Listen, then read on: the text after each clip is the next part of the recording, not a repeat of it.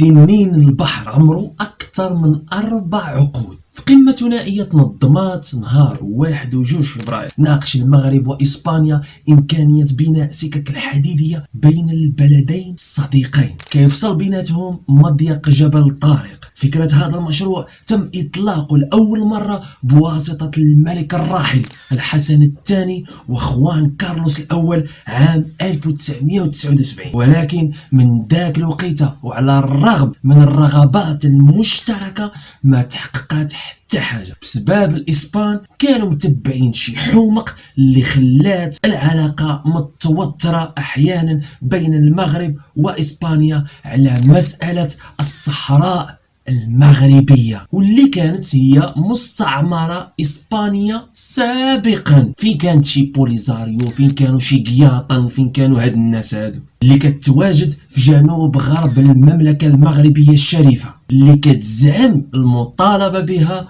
واحد المجموعة الأغبياء ساكنين في القياطن، والمشكلة بدعم واحد المجموعة من الأغبياء أخرين من الجزائر. ولكن الحمد لله عياهم ما يجروا اللول والمغرب ما غادي غير القدام إن شاء الله. قرارات مدريد اللي كانت في واحد الوقيته حطات راسها في واحد التموقع غير متزن، الأمر اللي خلى المملكة المغربية الشريفة تاخذ موقف لا رجعة فيه عام 2022. بنادم كامون إلا ما حكيتيش ما يطلقش. من موراها إسبانيا دعمت مواقف المغربية قضايا الوطنية ديالو، هادشي خلى الجزائر تاكل راسها. واش نديو على وحده ما قارياش؟ المصالحة بين المغرب وإسبانيا اللي تميزت بلقاء بين الوزير الأول الإيبيري بيدرو سانشيز ونظيره عزيز أخنوش في الرباط لتسريع تنفيذ واحد من أكبر المشاريع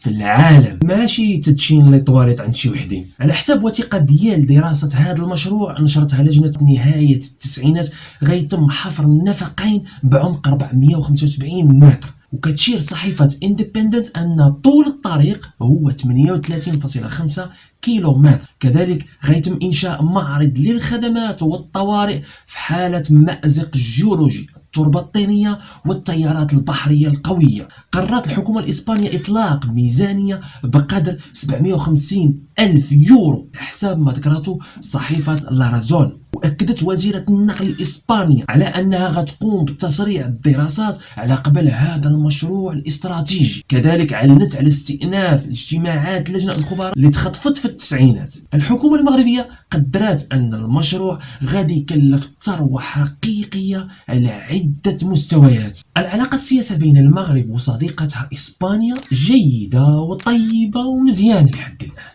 وما ننصحهمش يركبهم الشيطان، حيث الخاسر الأكبر هي إسبانيا وماشي المملكة المغربية الشريفة. العلاقة كتقدم الأحسن الآن، والسياسة ما كتمشيش بدون اقتصاد. السياسة هي الاقتصاد والاقتصاد هي السياسة. أكثر من 1000 شركة إسبانية خدامة على راسها في المغرب، وأكثر من 20,000 شركة كتصدر منتجات ديالها للمغرب، يعني خدامين على راسهم مع المغرب. وزاد عاد السبب الأكبر اللي خلى هذا المشروع ممكن هو تنظيم كأس العالم 2030. رجعوا المشروع اللي عنده 40 عام لربط أوروبا بإفريقيا، وهذا النفق غادي يزيد من وظيفة الاقتصاد بين البلدين وخاصة ربح الوقت والمجهود. بسبب هذا المشروع إن شاء الله غينقلوا بضائع ومسافرين بين المغرب وإسبانيا، الشيء اللي غيخلي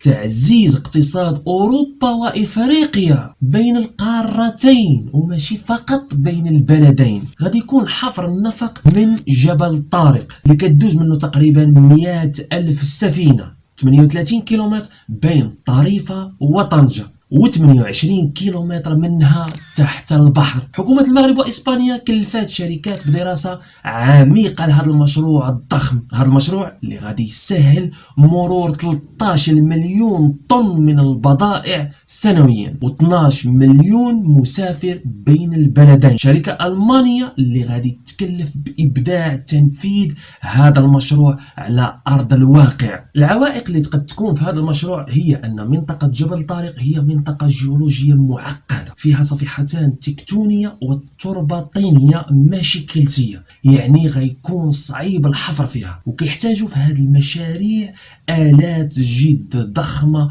وقوية اللي كتسمى تونيليي نسبة للتونيل اللي هي كلمة فرنسية كتعني بالعربية النفق، آلة حفر النفق. وللتذكير بناء خط أنابيب الغاز بين نيجيريا والمغرب وتطبيع العلاقات بين إسبانيا والمغرب رجع للطاولة هذا المشروع بناء النفق العابر للقارات. ومع هذا الشيء غادي تنخفض تكلفة الغاز الطبيعي من افريقيا لاوروبا، الشيء اللي غادي يخلي ناعورة الاقتصاد تتحرك بوتيره جد سريعه. تذكر المشروع في الاعلان المشترك اللي صدر في ختام الاجتماع الرفيع على مستوى 12 للمغرب واسبانيا بالرباط، واتفقوا على ضروره مواصله تطوير الاتصال وتسهيل النقل بين البلدين، وبهذا غادي يكونوا متفقين ومرحبين بالتوقيع على مذكرات التفاهم في المجال البنيه التحتيه والتنقل اللي غادي تعزز التعاون القطاعي. كتعتبر هذا المشروع من أكثر المشاريع طموحا في العالم، وغادي يكون بمثابة حافز الاقتصادات الأوروبية والإفريقية،